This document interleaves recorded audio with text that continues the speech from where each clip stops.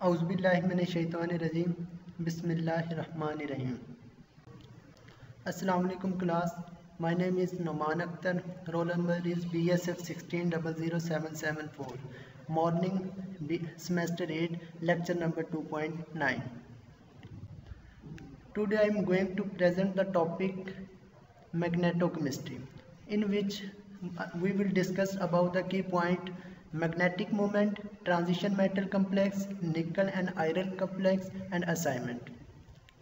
इस लेक्चर में हम डिस्कस करेंगे कि मैग्नेटिक मोमेंट क्या है और कुछ ट्रांजिशन एलिमेंट्स यानी कि कम्प्लेक्स होंगे उनका मैग्नेटिक मोमेंट चेक करेंगे कि वो वाया पैरामैग्नेटिक है या डायामैग्नेटिक है। जो हम मेनली एक्सप्लेन करेंगे निकल और आयरन की कुछ कम्प्लेक्स होंगे उनको ज़्यादातर हम डिस्कस करेंगे। आयरन 2 और आयरन 3 प्लस ऑक्सीडेशन स्टेट में आयरन 2 फेरिस और फेरिक, इसमें देखें नंबर ऑफ अनपेयर्ड इलेक्ट्रॉन दोनों के डिफरेंट है, 4 5 है। फेरिस में 4 है और फेरिक में 3 है। इनका मैग्नेटिक मोमेंट भी देखें कि फेरिस का कम है और फेरिक का ज़्यादा है। क्यों? क्योंकि फेरिक में नंबर ऑफ अनपेयर्ड इलेक्ट्रॉन ज़्यादा है। जिसका नंबर ऑफ अनपेयर्ड इलेक्ट्रॉन ज़्यादा है उसका मैग्नेटिक मोमेंट भी ज़्यादा होगा, और जिनमें number of unpaired electron zero हैं उनके मैग्नेटिक मोमेंट भी ज़ीरो है। जैसे कि जिंक +2 और स्कैडियम +3, इनमें देखें number of unpaired electron zero है तो इनका मैग्नेटिक मोमेंट भी ज़ीरो है। और कुछ एलिमेंट्स हैं जैसे कि जो हॉरिजॉन्टल लाइन के बिलो हैं, ये मैग्नेटिक मोमेंट का जो रूल है ना, बेसिक रूल जो फार्मूला होता है उसको ये फॉलो नहीं करते। क्यों नहीं फॉलो करते वो हम आगे डिस्कस करेंगे कि हालांकि इनमें नंबर ऑफ अनपेयर्ड इलेक्ट्रॉन भी उतने ही नंबर ऑफ इनमें अनपेयर्ड इलेक्ट्रॉन चेंज होते हैं, वो हम देखेंगे कि क्यों होते हैं। आगे नेक्स्ट देखें, experimental and calculated magnetic moment. जो एक्सपेरिमेंटल वैल्यू मैग्नेटिक मोमेंट और कैलकुलेटेड मैग्नेटिक मोमेंट है वो टेबल में हमने देखा सबकी ऑलमोस्ट सेम थी, थोड़ा बहुत फ़र्क था कि जो नेग्लिजिबल है। लेकिन कुछ कम्प्लेक्सेस ऐसे हैं जैसे कि potassium hexacyanoferrate, hexaammines cobaltate, chloride, potassium barium hexanitro cobaltate, ये जैसे कि कुछ कम्प्लेक्सेस हैं, ये उस रूल को फॉलो नहीं करते। ये क्यों नहीं करते? क्योंकि इनके number of unpaired electron change होते हैं। जब ये कम्प्लेक्सेस बनाते हैं तो इनके number of unpaired electron change होते हैं। जब इनके number of unpaired electron change होंगे तो इसकी वैल्यूज़ मैग्नेटिक मोमेंट की भी चेंज होगी, क्योंकि मैंने बताया था कि जो मैग्नेटिक मोमेंट की वैल्यू होती है वो डिपेंड करती है नंबर ऑफ अनपेयर्ड इलेक्ट्रॉन पे।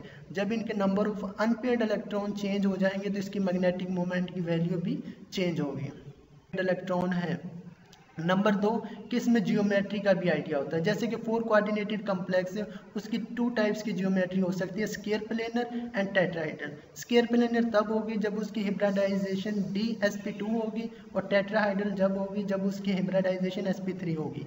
अब दो अगर हमारे पास मैग्नेटिक मोमेंट है और हमसे पूछे कि इसमें स्क्वायर प्लेनर कौन सी और टेट्राहेड्रल कौन सी, अगर उन दोनों में से जिसकी मैग्नेटिक मोमेंट कम होगी वो स्क्वायर प्लेनर होगी, क्योंकि स्क्वायर प्लेनर में मैग्नेटिक मोमेंट कम होता है एज कम्पेयर टू टेट्राहेड्रल, क्योंकि स्क्वायर प्लेनर में नंबर ऑफ अनपेयर्ड इलेक्ट्रॉन कम हो जाते हैं टेट्राहेड्रल की निस्बत।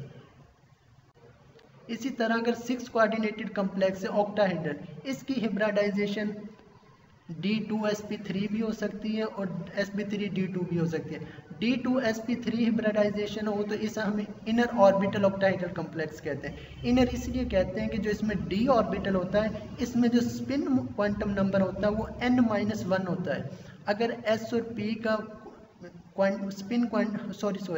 प्रिंसिपल क्वांटम नंबर n है तो d का जो quantum number principal quantum number होगा n-1 होगा, यानी इनर ऑर्बिटल का होगा। इसलिए हम इन्हें इनर ऑर्बिटल ऑक्टाहेड्रल कम्प्लेक्स कहते हैं। sp3d2 हाइब्रिडाइजेशन में क्या होता है, आउटर ऑर्बिटल ऑक्टाहेड्रल। इसमें जो d होता है इसका प्रिंसिपल क्वांटम नंबर और s एंड p का प्रिंसिपल क्वांटम नंबर सेम होता है। अगर s और p 4 ऑर्बिटल के हैं तो d भी 4 ऑर्बिटल का ही होगा, यानी इनका प्रिंसिपल क्वांटम नंबर दोनों सबका सेम होता है, 4 4 होगा। अब कंसीडर द जियोमेट्री ऑफ अब हम एक्सप्लेन करेंगे कि टेट्रासायानोनिकलेट, टेट्राक्लोरोनिकलेट। देखें दोनों में ट्रांजिशन मेटल, दोनों में निकल है और दोनों की ऑक्सीडेशन स्टेट +2 है। देखें दोनों की ऑक्सीडेशन स्टेट भी सेम है, ट्रांजिशन एलिमेंट भी सेम है, लेकिन दोनों की मैग्नेटिक प्रॉपर्टी डिफरेंट हो जाती हैं और इनकी जियोमेट्री भी डिफरेंट हो जाती है और नंबर 3 इनके कलर भी डिफरेंट हो जाते हैं। ऐसी क्या रीज़न है? इसकी मेन रीज़न है कि इसमें नंबर ऑफ अनपेयर्ड इलेक्ट्रॉन है वो वेरिएट कर जाते हैं। जो हेक्सा टेट्रासायानोनिकलेट है इसमें नंबर ऑफ अनपेयर्ड इलेक्ट्रॉन 0 होते हैं। इसकी geometry square planar sp2 hybridisation होती है। और जब निकल टेट्राक्लोरोनिकलेट इसमें नंबर ऑफ अनपेयर्ड इलेक्ट्रॉन ज़्यादा है। जब इसमें नंबर ऑफ अनपेयर्ड इलेक्ट्रॉन ज़्यादा है तो इसकी हिब्रिडाइजेशन टेट्राहेड्रल होगी। मैंने आपको पहले भी बताया था कि जो स्क्वायर प्लेनर होते हैं उनमें number of unpaired electron tetrahedral complex की निस्बत कम होते हैं। जो सियानो वाला कम्प्लेक्स है उसमें नंबर ऑफ अनपेयर्ड इलेक्ट्रॉन कम है और जो टेट्राहेड्रल है उसमें नंबर ऑफ अनपेयर्ड इलेक्ट्रॉन ज़्यादा है। इसी तरह नेक्स्ट एग्जांपल देखें, हेक्सासायानोफेरिएट और हेक्साफ्लोरोफेरिएट। अब इनमें दोनों में सेम ट्रांजिशन एलिमेंट है आयरन और दोनों में सेम ऑक्सीडेशन स्टेट है +3, लेकिन इनकी मैग्नेटिक प्रॉपर्टी डिफरेंट है। अब मैग्नेटिक प्रॉपर्टी डिफरेंट है, जो हेक्सासायानो वाला कम्प्लेक्स है इसकी नंबर ऑफ अनपेयर्ड इलेक्ट्रॉन 1 है और जबकि ये पैरामैग्नेटिक है, और जबकि दूसरा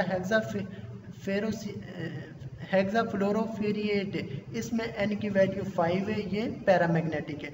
अब देखें हैं दोनों ही पैरामैग्नेटिक, लेकिन नंबर ऑफ अनपेयर्ड इलेक्ट्रॉन फेरो वाले कम्प्लेक्स में फ्लोरो वाले कम्प्लेक्स में ज़्यादा है, इसीलिए जब इसमें ज़्यादा है तो इसकी मैग्नेटिक मोमेंट भी ज़्यादा होगा। अब हम एक्सप्लेन करेंगे कि ये निकल के कम्प्लेक्स और आयरन के कम्प्लेक्स कि ये मैग्नेटिक प्रॉपर्टी यानी मैग्नेटिक मोमेंट इनका चेंज क्यों हो रहा है जैसे जैसे इनके कम्प्लेक्सेस चेंज हो रहे हैं on the basis of VBT and CFT। सबसे पहले हम निकल के कम्प्लेक्स एक्सप्लेन करेंगे कि निकल में ये जो स्क्वायर प्लेनर ज्योमेट्री और टेट्राहेड्रल ज्योमेट्री है इनमें डिफरेंट मैग्नेटिक मोमेंट की वैल्यू क्यों है। इसमें मैंने आपको पहले भी बताया था मैग्नेटिक मोमेंट की वैल्यू डिपेंड करती है नंबर ऑफ अनपेयर्ड इलेक्ट्रॉन। जितने ज़्यादा नंबर ऑफ अनपेयर्ड इलेक्ट्रॉन है उतनी ही ज़्यादा उसकी मैग्नेटिक प्रॉपर्टी है। निकल की अगर ऑक्सीडेशन स्टेट देखें 3D8 4s2 4p0 और निकल +2 के ऑक्सीडेशन स्टेट में तो 2s के इलेक्ट्रॉन रिमूव हो जाएंगे तो D में 8 इलेक्ट्रॉन। अब जब इसके ऑर्बिटल VBT की फॉर्म में इसको देखें तो इसके D में 8 इलेक्ट्रॉन है, 6 इलेक्ट्रॉन T2G ऑर्बिटल में, 2 इलेक्ट्रॉन EG ऑर्बिटल में, S और P ऑर्बिटल एम्प्टी हैं। अगर इसकी हाइब्रिडाइजेशन DsP2 है यानी कि सियानो वाले कम्प्लेक्स में, सियानो एक स्ट्रॉन्ग लिगेंड है। जब ये स्ट्रॉन्ग फील्ड लिगेंड जब स्ट्रॉन्ग फील्ड लिगेंड इस ट्रांजिशन मेटल निकल को अप्रोच करेगा तो इसके जो EG वाले ऑर्बिटल थे वो पेयर्ड अप हो जाएंगे। जब वो इलेक्ट्रॉन पेयर्ड अप हो जाएंगे क्योंकि ये स्ट्रॉन्ग लिगेंड है और इसके पास एक D एक S और 2p वाले ऑर्बिटल इंटरमिक्स होंगे, हिब्रिडाइजेशन में हिस्सा लेंगे और DsP2 हिब्रिडाइजेशन होगी और ये सियानो वाले लिगेंड इनको इलेक्ट्रॉन अपने लॉन पेयर देंगे जो कि ये क्रॉस से शो किए गए हैं। इसी तरह हम देखें इसके पास नंबर ऑफ अनपेयर्ड इलेक्ट्रॉन 0 है। जब इसके पास नंबर ऑफ अनपेयर्ड इलेक्ट्रॉन 0 है तो ये कौन सा है, डायामैग्नेटिक। स्क्वायर प्लेनर कम्प्लेक्स है वो डायामैग्नेटिक है निकल के, और टेट्राहेड्रल के केस में ये पैरामैग्नेटिक है। अब अगर इन निकल के कम्प्लेक्स को CFT की बेस पे देखें, इसमें जो EG ऑर्बिटल है उनकी एनर्जी कम हो जाती है जबकि T2G ऑर्बिटल है उनकी एनर्जी ज़्यादा होती है टेट्राहेड्रल के केस में। ये इसलिए होता है कि जो टेट्राहेड्रल का केस होता है इसमें लिगेंड अप्रोच करता है सेंट्रल मेटल एटम को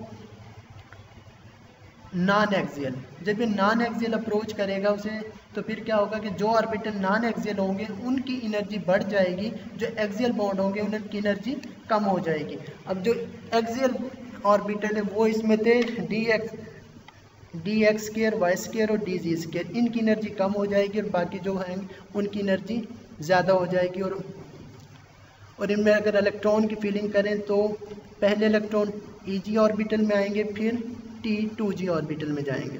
और इसी तरह स्केयर प्लेनर में ये इलेक्ट्रॉन की शिफ्टिंग हो जाएगी। ये जॉन टेलर थ्योरी की बेस पे होती है, वो मैं ज़्यादा एक्सप्लेन नहीं करूँगा, बस ऐसे ही आप देख लेंगे। अब निकल, जैसे कि हम एक्सप्लेन कर चुके हैं कि निकल में नंबर ऑफ टेट्रा सियानो निकलेट में नंबर ऑफ अनपेयर्ड इलेक्ट्रॉन 0 थे, और डायमैग्नेटिक है, स्केयर प्लेनर है, DsP2 हिब्रिडाइजेशन है। टेट्रा क्लोरो निकलेट में 2 अनपेयर्ड इलेक्ट्रॉन है और ये पैरामैग्नेटिक है, टेट्राइडल है, और sp3 हिब्रिडाइजेशन। अब हम एक्सप्लेन करेंगे कि फेरेट, हेक्सा सियानोफेरेट और हेक्सा फ्लोरोफेरिएट। अब इसमें देखें दोनों में आयरन है और दोनों में इनकी ऑक्सीडेशन स्टेट +3 है। हालांकि होना चाहिए था कि दोनों की मैग्नेटिक प्रॉपर्टी भी सेम हो, क्योंकि दोनों ट्रांजिशन एलिमेंट भी सेम है, उनकी फिर ऑक्सीडेशन स्टेट भी सेम है, बस लिगेंड डिफरेंट है। जब लिगेंड डिफरेंट इनके साथ अटैच हैं तो फिर क्या होगा, इसकी मैग्नेटिक प्रॉपर्टी भी चेंज होगी। वो कैसे होगी हम आगे एक्सप्लेन। ये नॉन इक्वेटोरियल या एक्सियल फ्लोरो, जो एक्सियल होता है इनके दरमियान बॉन्ड एंगल होता है 180 का, और इक्वेटोरियल फ्लोरो होते हैं उनके दरमियान बॉन्ड होता है 90 का, और एक्सियल और इक्वेटोरियल के दरमियान होता है वो 90 का। अब इसमें आयरन की ऑक्सीडेशन स्टेट देखें 3+3 है। आयरन की अगर हिब्रिडाइजेशन स्टेट देखें 3d6 4s2 4p0।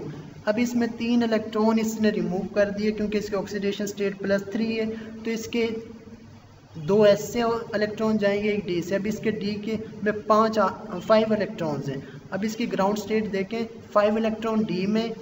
जब सियानो स्ट्रॉन्ग फील्ड लिगेंड इसको अप्रोच करता है तो ये 5 इलेक्ट्रॉन में से जो Eg वाले इलेक्ट्रॉन है ये पेयर्ड अप हो जाते हैं और एक T2g में अनपेयर्ड रह जाता है। जब एक अनपेयर्ड रह गया इसमें T2g में तो ये क्या शो करेगा, मैग्नेटिक प्रॉपर्टी। और जब इसमें नंबर ऑफ अनपेयर्ड इलेक्ट्रॉन 1 है तो ये पैरामैग्नेटिक होगा। और ये पेयर्ड अप इसलिए हुए हैं कि क्योंकि सियानो एक स्ट्रॉन्ग लिगेंड है। स्ट्रॉन्ग फील्ड लिगेंड जब अप्रोच करता है सेंट्रल मेटल एटम को तो इसके ऑर्बिटल में जो इलेक्ट्रॉन्स होते हैं वो पेयर्ड अप हो जाते हैं डी ऑर्बिटल के इलेक्ट्रॉन। अब क्रिस्टल फील्ड स्प्लिटिंग की बेस पे देखें, ये डीजेनरेट डी ऑर्बिटल है इस ट्रांजिशन मेटल के। अब जब इनमें जो स्प्लिटिंग होती है, जब इसको लिगेंड अप्रोच करता है तो T2g ऑर्बिटल की एनर्जी कम होती है, Eg ऑर्बिटल की एनर्जी ज़्यादा होती है। T2g ऑर्बिटल की एनर्जी कम इसलिए होती है क्योंकि ऑक्टाहेड्रल के केस में लिगेंड अप्रोच करता है ऑन द एक्सिस। जब ऑन द एक्सिस करता है, जो ऑर्बिटल ऑन द एक्सिस होंगे यानी एक्सियल ऑर्बिटल होंगे उनकी साथ उनकी रिपल्शन ज़्यादा होगी। जब उनके साथ इलेक्ट्रोस्टैटिक रिपल्शन ज़्यादा होगी तो इसकी एनर्जी ज़्यादा हो जाएगी। तो इसीलिए जो T2Eg ऑर्बिटल हैं वो एक्सियल हैं तो उनकी एनर्जी ज़्यादा हो जाती है, तो ये Eg ऑर्बिटल ऊपर आ जाएंगे और T2g ऑर्बिटल नीचे आ जाएंगे। अब इसमें जो इलेक्ट्रॉन्स की 5 इलेक्ट्रॉन्स की फीलिंग होगी वो उसमें पहले T2g ऑर्बिटल ही फिल होंगे। क्यों? क्योंकि जो इसमें क्रिस्टल फील्ड स्प्लिटिंग एनर्जी है डेल्टा, ये बहुत ज़्यादा होती है। तो इलेक्ट्रॉन की मेन पेयरिंग एनर्जी कम है, क्रिस्टल फील्ड स्प्लिटिंग एनर्जी ज़्यादा है। जब क्रिस्टल फील्ड स्प्लिटिंग एनर्जी ज़्यादा है तो इलेक्ट्रॉन पेयर्ड अप भी हो जाएंगे लेकिन Eg ऑर्बिटल में नहीं जाएंगे। तो इसमें नंबर ऑफ अनपेयर्ड इलेक्ट्रॉन एक ही है। अब हम एक्सप्लेन करेंगे वो दूसरा केस जिसमें आयरन की ग्राउंड स्टेट ये है, एक्साइड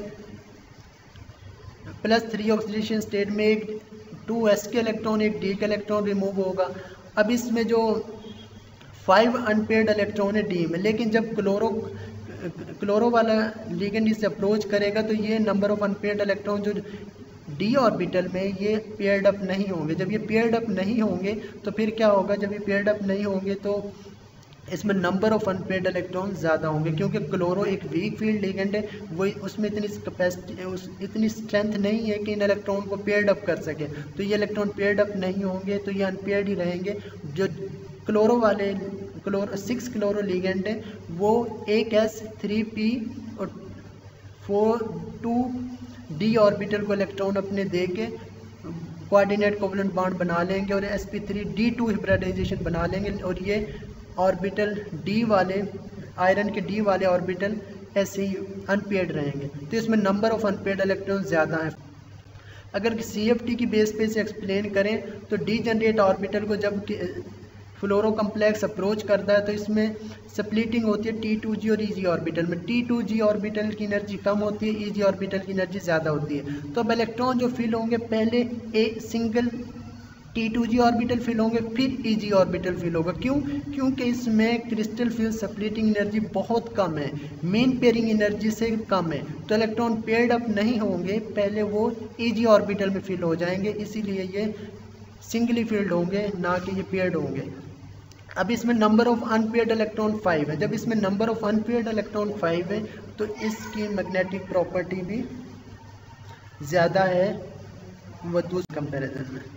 अब इसमें हेक्सासियानोफिरेट आयन में नंबर ऑफ अनपेयर्ड इलेक्ट्रॉन 1 है, ये पैरामैग्नेटिक है, inner orbital octahedral in shape है, D2sp3 हिब्रिडाइजेशन है। हेक्साफ्लोरोफिरिएट आयन में नंबर ऑफ अनपेयर्ड इलेक्ट्रॉन 5 है, ये पैरामैग्नेटिक है, outer orbital octahedral in shape है, sp3 D2 हिब्रिडाइजेशन। अगर हिब्रिडाइजेशन बेसिक देखें तो वो आपने पढ़ा हुआ है कि जितने नंबर ऑफ ऑर्बिटल इंटरमिक्स होते हैं उसकी हिब्रिडाइजेशन इतनी ही होती है। या आप जैसे कि S और P हिब्रिडाइजेशन में S और P इंटरमिक्स हुए, sp हिब्रिडाइजेशन हुई। अगर एक और S ऑर्बिटल इंटरमिक्स हुआ तो sp2 हिब्रिडाइजेशन हुई। अगर इसमें d(x², y² इंटरमिक्स हुआ तो स्क्वायर प्लेनर इसकी ज्योमेट्री होगी। इसी तरह ये आप देख लें, हिब्रिडाइजेशन आपने देखी हुई है। Involve the creation of magnetic field. Thanks.